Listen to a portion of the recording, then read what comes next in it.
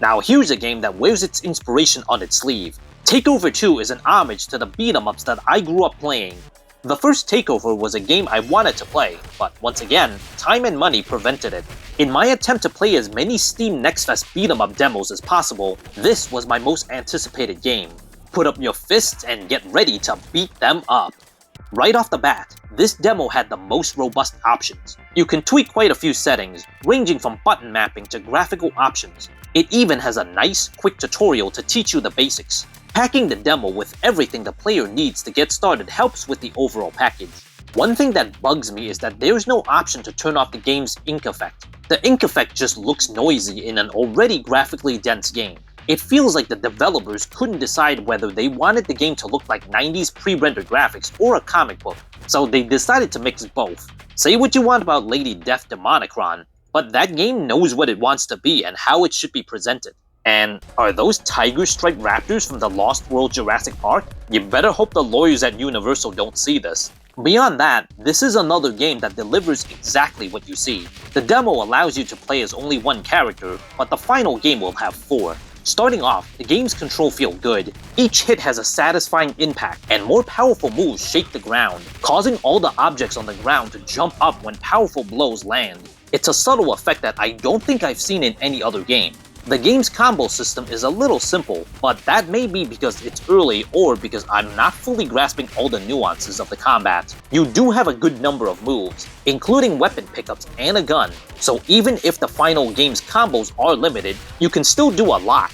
I love that the enemies feel decently smart even in a demo. They will actively try to circle behind you to sandwich you, so not only are you fighting, but you're always trying to get into a good position in a fight. Even as a demo, they are very satisfying to fight.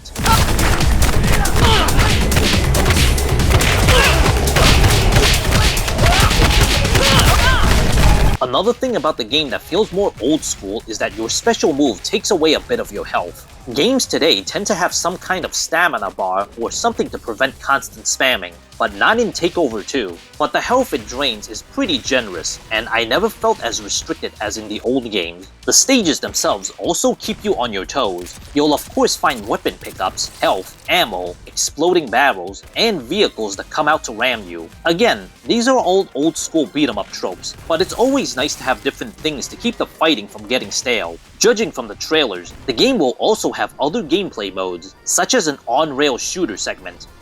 This game also has a dedicated pickup button, so you won't accidentally pick up health recovery items on the ground while trying to dodge and weave through your enemies. Of course, this demo is not without its problems. I find the gun awkward to use. I've played another beat-em-up called Fallen City Brawl, which I should review soon, that also has a gun, and it was easy to use and never felt overpowered. In this game, you have to press 2 buttons to use the gun, and it's very overpowered. I took out bosses without breaking a sweat with the gun. I doubt they'll change the way you use the gun in the final game, but hopefully, they can adjust it so that it's not so overpowered against bosses.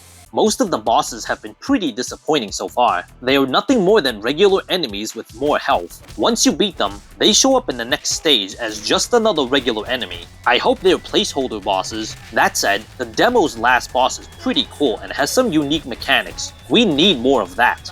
My last gripe is that when you successfully parry an enemy, the game slows down for a second or two to emphasize this. This could be annoying for co-op play if you parry a lot. I imagine this could throw off the other player's timing when the game suddenly slows down to show someone parrying.